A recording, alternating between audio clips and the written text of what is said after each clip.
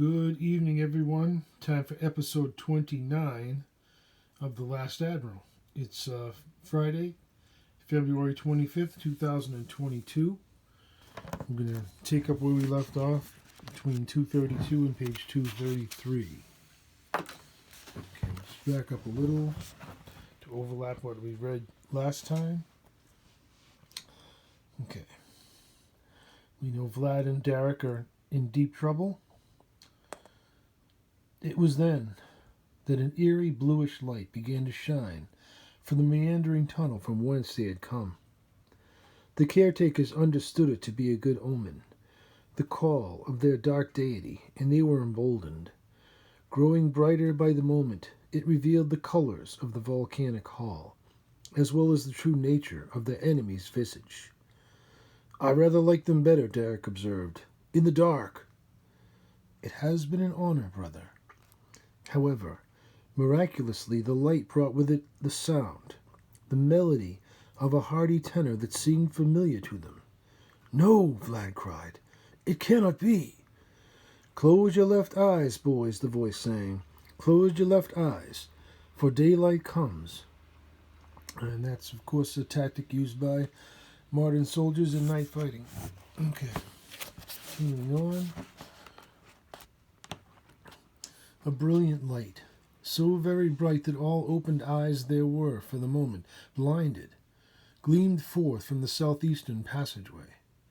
The mouth of the tunnel was dome-shaped and over 20 feet high, within which stood an old travel-worn ferry, naked, save for his splendid armor and belted swords.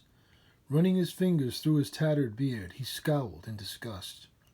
Oktlepi spread out before him, a sea of foes swimming in from the pool at its heart, and now over 1,000 caretakers stood between him and his family. Raising his arm, he opened his hand, and a javelin of crackling energy filled it. Hurling it forth into the host, he killed 50, and then ran forward over the dead. Never had he taxed the girdle of Skygate so greatly. Charged by the sun, he had used up nearly all its energy reserves in order to survive his battles against Rakshasa, the Coven sisters, and the assassin. He could not know then, nor could he complain, if the deep mariner's gift should fail him. Its lightning was powerful, but after eons of preying on other creatures of the deep, the caretakers were resistant to its energy, and only a direct hit from it would kill them. He had to save them. The boys' survival meant everything. Their deaths would bring the ultimate darkness upon the world, enslavement to the queen and goddess, and the subjugation of Dragonian rule. Cosmically, divine law would falter, and heaven itself would plunge into chaos. One by one, the primordial sun and all its children would dim, replacing goodness with the frozen silent void, and love, the eternal binding force between blessed hearts, would fade away, only to be replaced by cold indifference. Before him, a sea of hideous devils occupied the cave, inexorably slithering toward the young masters. His own entrance had caused a moment of confusion as the caretaker's dark, arachnid eyes struggled to focus. Once their vision cleared, their jubilant croaks turned to disappointment as they realized that he was their foe. "Giant's friend," Bublik screeched, for he recognized the elfin newcomer. "Destroy him. He was with the Defiler on the day that Oktlepi was undone." Racing toward Bublik's, Wraith leaped and clawed his way to the rooftop of the first building, rose and clenched another bolt of lightning. "Now, boys," he shouted, "run to the sea. Destroy the Standing Stone." Wraith's lightning bolt arched truly across the cavern. Passing by Vlad, it blasted through the enemy host beyond him, briefly clearing a path for their escape. "Not without you," Vlad exclaimed. "Run, boys," Wraith replied. "Obey me for once in your lives. Now run." The decision tore at their hearts, but turn they did, for there was no time. Down the pyramid steps they ran, over the slimy bodies of the dead and dying, as the horde struggled to reach them. Falling and rising, tumbling and sliding, they ran on, never stopping, nor hesitating, as either meant certain death. Chance yielded the door. Wraith remained atop of the building, standing steadfastly holding Storm's vengeance, his girdle's light faltering as Bublik slithered to engage him himself. "Vengeance is mine," Bublik clicked. "Run!" Wraith called to them, hurling the searing bolt at his towering foe. It struck Bublik. Hideously burned, and yet alive, its monstrous arm crashed down, and the toadstool-like building was ruined. Looking back, Derek's keen eyes witnessed Wraith's utter destruction. "No!" he cried out. "He's gone!"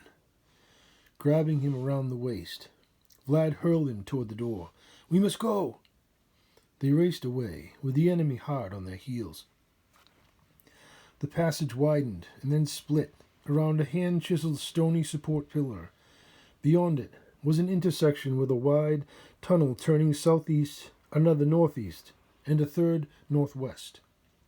Rocks and debris littered the cavern floor, and numerous cracks in the walls and ceiling appeared unstable, and yet somewhere further to the northwest lay the ocean pool and their salvation. "Go," Vlad commanded. "Prepare for the swim." "You're not thinking," Derek asked. "It's our only chance," Vlad replied. "Now go. I am right behind you." Bracing his feet, he turned to face the pillar, and then swung, decapitated with all his might, cutting downward at a 45-degree angle.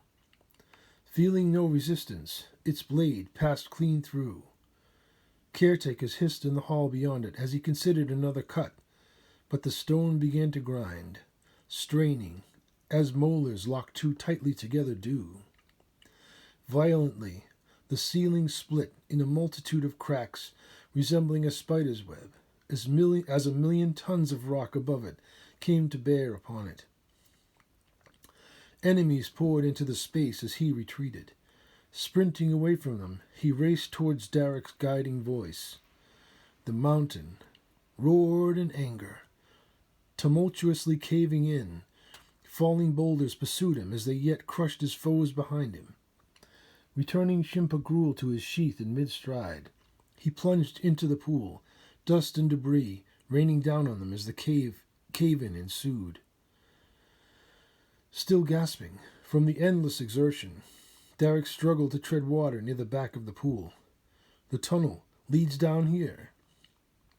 Wading rapidly into the shallows, Vlad removed his backpack and belted his weapon to it for weight. Derek had already prepared his own gear in a like manner.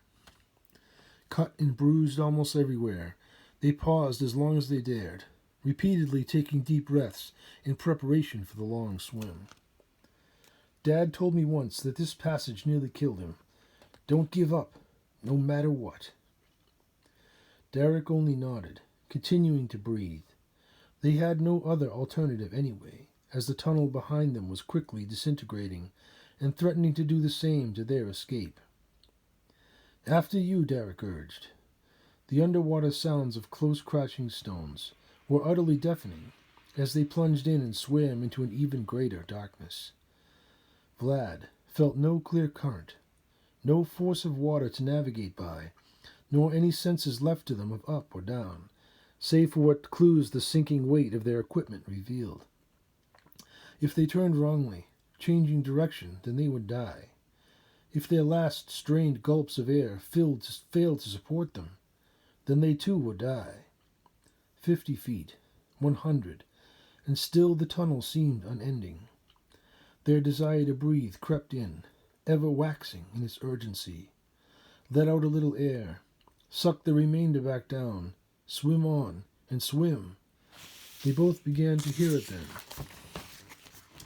The unmistakable sound of the waves as they crashed ashore somewhere above their heads.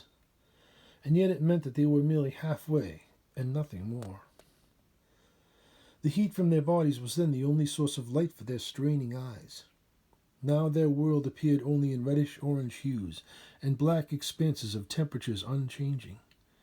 The water itself was tropical, hardly the biting cold of a northeastern seashore, but to eyes adapted to seeing emanations of heat in the absence of light, it merely clouded their vision. Ignore the pain. Just focus on Vlad. Think of nothing but to follow, stroke for stroke. I refuse to let my body breathe, although it wants to, whether there be air or not. Then at least I will not die in fear. Onward they swam, another 125 feet further, 130, 140, 150, until they finally reached the end, venting upward through a cluster of rocks. Vlad kicked hard for the surface. Where is the light, he wondered. Breaching the surface then, he gasped for savage breath. No light, he thought, for 'tis naught but cloud-covered night. Twisting back down, he sought for Derek just as he breached beside him. Wrapping his arms around Derek's chest from behind, he tread water and supported them both as they breathed in the absolute joy of clean air. Recovering, they swam for shore and made it. Climbing the rising sands of the beach, they crawled free of the surf and collapsed on a grassy dune. It was warm, and the plants were wet with recent rain. Derek held his head in his hands. His thoughts were heavy. Don't count Wraith out yet, Vlad said. We don't know anything for sure. Those things, Derek reasoned. They knew that we would be there, but how? Dad never told me about them, but I know what the islanders call them. They are the Bay Sioux. They come ashore on nights like this to steal babies, but for what evil purpose, no one knows. And home, Derek worried. What if they are going there to search for us as well? We must stick to the plan and trust in Wraith. He would never leave the mansion undefended, Vlad asserted. Once we are inside the academy grounds, the Queen will not act openly against us. Derek's thoughts were torn by conflict and worry over their family's well-being. Assassins or no, he meant to run straight for home. Trust in Wraith, Vlad declared confidently. The mansion is well fortified. When Dad built it, he gave it the walls of a castle. Standing up on shaky legs, he drained the water from his pack and shouldered it. Rising to his full height, he turned his head to the sky, as if to assure himself that the sun still shone, and clenched his fist resolutely. We have a lot of running to do if we are going to make roll call.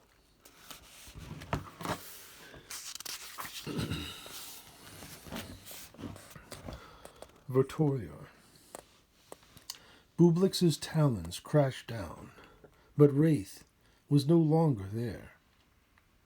His girdle was nearly depleted, and he could feel his giant strength waning. The horde blocked every passage around him save for one. The southwest tunnel led to a chasm and roaring falls.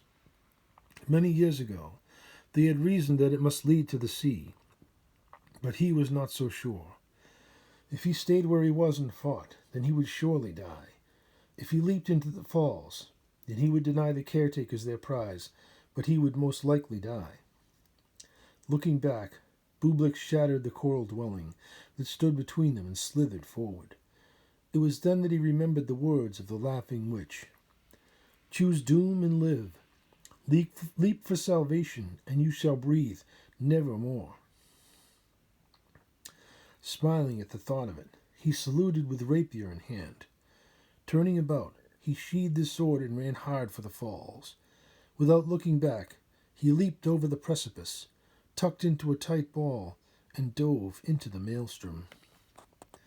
Bublix was too huge to follow. His raging cry echoed throughout the crumbling hall. The earth began to shake violently around him with the aftershocks of the approaching cave-in. Rent stones began to fall from the ceiling, ruining Oktlepi and killing many of the northern school. He was angry, but wise in his leadership when he commanded, Fall back to the sea. We shall reinforce the eastern school and destroy the defiler's home. We will capture his fry and smash his eggs.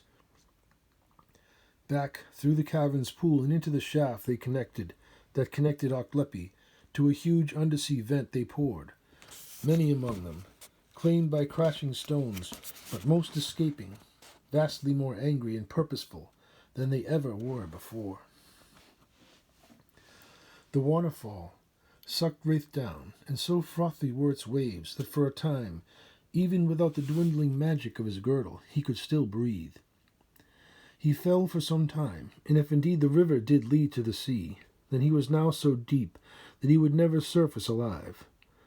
Surrendering his thoughts to his fate, he dreamed only of home and of the golden hair of his true love. The force of the water ripped all conscious control from his body, blasting him down and carrying him to oblivion. He could see nothing, nor feel beyond the churning waters, until finally he fell forcefully with them into some titanic cave. Struggling to escape the swirling current, he sought the surface, swam for it, and reached it. Looking around, he found himself floating in the middle of a great lake. Above him, and now some distance away, the falls blasted through the cavern roof several 100 feet above him, crashing down into the subterranean sea in a frothing mass of waving violence. Turning about full circle, he could see no shore, save for a small, rocky outcropping several yards away to his left. Swimming for it, he reached it, grabbed hold of the stone, and clambered out of the water. The effort required all his remaining strength. Lying down, he sprawled himself out, unable to go any further. He fell asleep almost instantly, or passed out. In his particular physical state, he knew no difference between them. Time passed, or maybe it did not. The stone shuddered. Rolling over, he clutched it, as weak as a baby would. Rising up beneath him, it was clearly no mere stone, but the end of a giant horn, firmly attached to an ebon reptilian head the size of a mammoth. 2 eyelids opened, revealing purple, glossy eyes the size of tower shields. They studied him. Too exhausted to act or even to fear, Wraith stared right back. His girdle, no longer bright, faintly glowed, illuminating them both in a faint bluish globe of light with an inky blackness beyond it. A voice, rumbling like thunder, addressed him. "Who trespasses in the lair of Acronsis, Prince of Shadow?"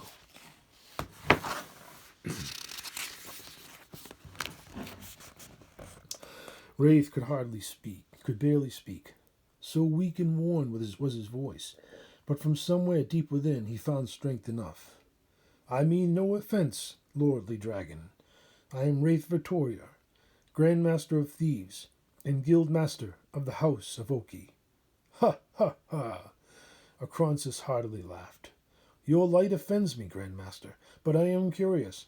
Tell me your story, and if it is a good one, I will spare your life." Wraith, being as he was the butler and surrogate uncle of 2 fine young men, could tell a great story.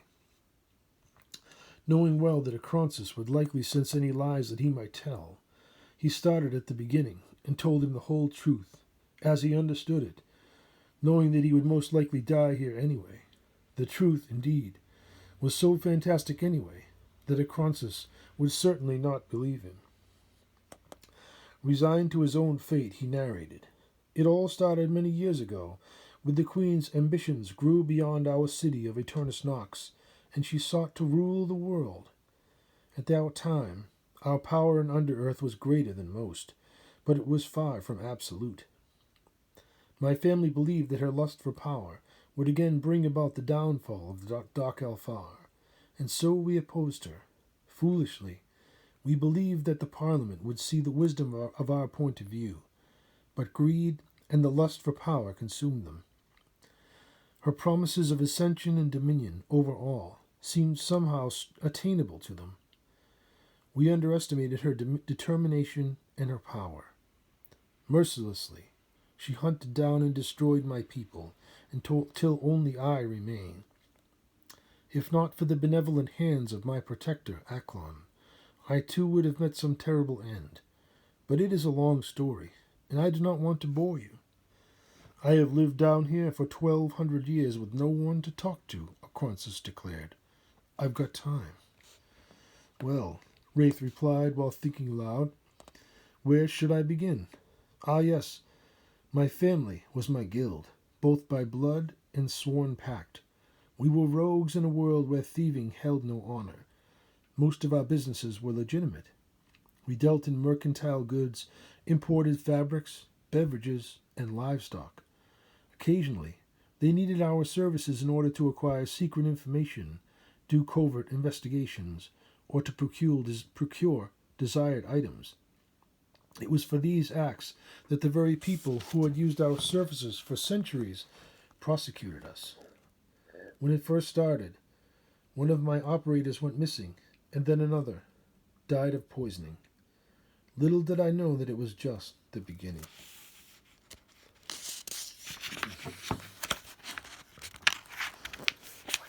Okay, I'll do one more small short chapter. They ran southward along the beach until the massive tower of Hokai Castle loomed into view. Built upon the towering cliffs that flanked Hokai Harbor, it was simple, square and squat-looking. Fully 100 feet tall and crenellated, it commanded the harbor entrance, with its sister tower opposite it on the southern cliffs. The military academy was located due east of there, some 5 miles landward. "We're doomed," Derek observed. "My uniform is soaked." "Mine is too," Vlad said, "but there are still a few hours before dawn. We can hang them out to dry, at least." "And how shall we press them?" "Okay, we are doomed. We'll just have to do the best that we can and be punished for it." Grinning at the thought of it, Derek moved his clothing and draped the garments over a nearby bush to air dry. Vlad followed his lead. "Sleep for an hour. I'll wake you, and then you can take watch." Vlad shook him awake in the twilight hour before dawn. "Get dressed," he directed. "We have about an hour until formation." "Why didn't you wake me?" "I couldn't sleep tonight. Tonight will be soon enough." "Ouch," Derek grumbled while painfully trying to roll himself over and sit up. "I hurt all over." "So do I," Vlad replied, with a slight limp of his own. "But we're going to have to run anyway." "I dreamed of Wraith," Derek said. "He was talking to someone. A stranger in a dark place." "I believe that he is alive," Vlad affirmed. "But I feel that he is in danger as well." Derek took a deep breath. "May the god of luck be with you, Uncle." "And with us as well," Vlad added.